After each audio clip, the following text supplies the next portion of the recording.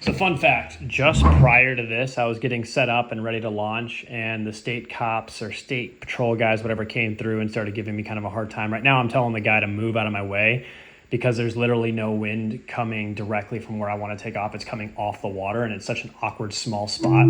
It's just super, super unfortunate the way I have to launch right here. So giving myself a quick engine run up.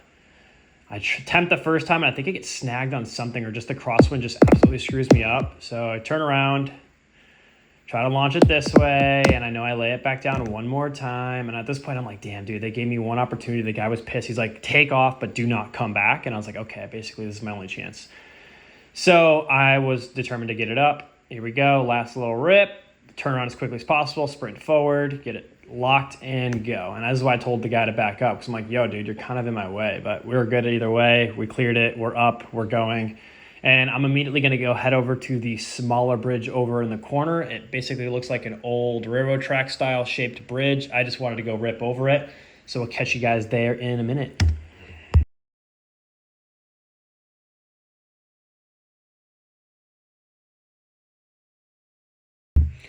All right, so at this point, we're just gonna start ripping down into this bridge. I don't know where this bridge originated from. I don't know if might have just been the old original bridge that probably connected everything, or at least connected these past two keys before the other bridge got put in. That's gonna be my guess and or assumption. But dude, the weather was so crispy this morning. I literally could not get enough of this. Like, it was so amazing. The structure of this bridge is super cool. It reminds me of something from like the late 1800s, very, very early 1900s. I'm not sure on how the fishers felt about it. They probably never see this, so I'm sure it's not the biggest bother to them. I'm just out here catching a vibe. I just wanted to cruise low down over the bridge, and I really got to enjoy genuinely cruising down this bitch. Honestly, there was a point in time when I was coming back the other way where I was like, ooh, let me try a touch and go. But as you guys can see, like, the amount of larger rocks and like stones that are kind of all chiseled up and chipped up from storms and everything of that sort and just eroding over time. If I were to clip or trip on one of those and have to like relay my wing out to try to launch on it, I don't even think I could if I wanted to, just because the bridge isn't wide enough for my wing to actually get laid out. So right now we're kind of cruising. We got a crosswind coming out of the east, which would be to my right, or my left in the video, your right on the screen. And this is it, man. Just straight vibes. I was pure bliss, just enjoying the living hell out of all of this right now. So we're going to go ahead and roll the next clip and insert that, and maybe let you guys enjoy some of the quicker flying here in a minute.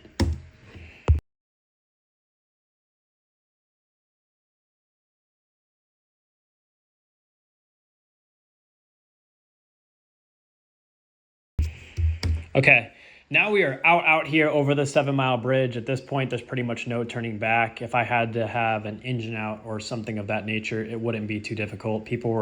I posted a thing in Facebook, like a picture flying over this exact bridge, and there's not so many, there's like two or three Karens. They're just little bitches, honestly, to be quite frank with you. They're like, oh my gosh, you're flying in illegal. I'm like, first of all, go read the charts, do your get educated on behalf of yourself, and knowing like where you cannot fly. This is a completely legal flight. For one, you're not in any illegal airspace whatsoever. I'm not flying over any people, persons, places, or any of that, nature.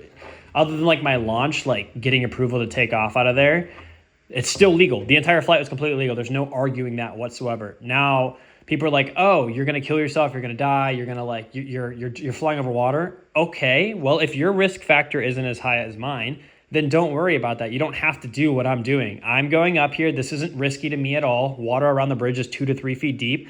So if you can't stand up or land, that means you're just an incompetent pilot at that sense. So that's kind of unfortunate that you clearly didn't get the training necessary for you to be able to have that kind of ability to come out here and have a little bit more of a lack of fear, or at least a know-how on how to land and where to land if shit hit the fan, quite literally. Like right now, for instance, if I had an engine out, I'm just going to go ahead and land down on the bridge. Or if I had to, just unbuckle and just land in the water. It's 2 or 3 feet deep pretty much the entire time going over this bridge. So just blows my mind. Either way, end of my rant. We're just cruising. I wanted to get down a little bit lower here and show you guys a little bit more of cruising over the bridge.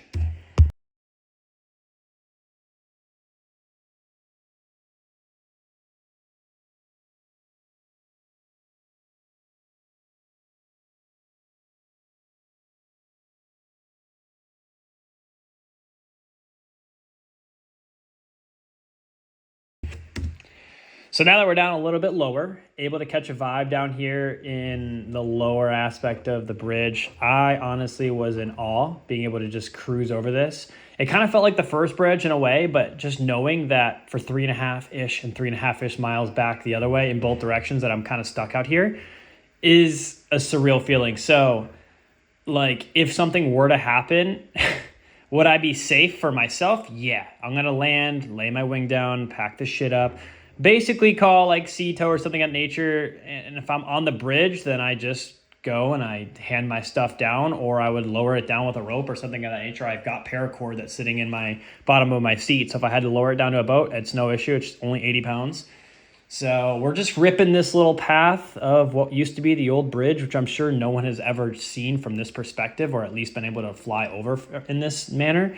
And also, guys, unfortunately, if you guys can look at the top of my GoPro right now, my cable that connects from my helmet to the GoPro adapter, then into the GoPro, I guess got caught when I was doing an engine run up on the ground. The helmet got thrown around in the back of the truck a little bit, so obviously probably moved the cable a little bit or shifted it, and that's what caused it to come loose, and then the prop just grabbed it and ate it for breakfast.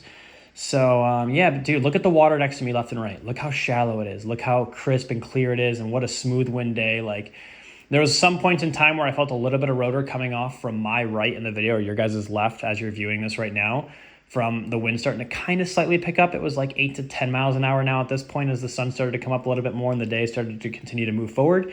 But this is it. This is just genuine vibes. I was pure bliss, and just I loved it, man. I absolutely loved it. There's some people that were getting some sick photos right there. Now we're onto the portion where people can ride, can bike, have seen before. And this is all new to me. I've never gotten up this close to here. I didn't even know there was like legit houses and stuff of that nature over here. But I was just catching a vibe the rest of the way, all the way down, and I couldn't complain at all. So I don't know what you guys want to see next in terms of like video and content of that nature. I'm down to still go try stuff.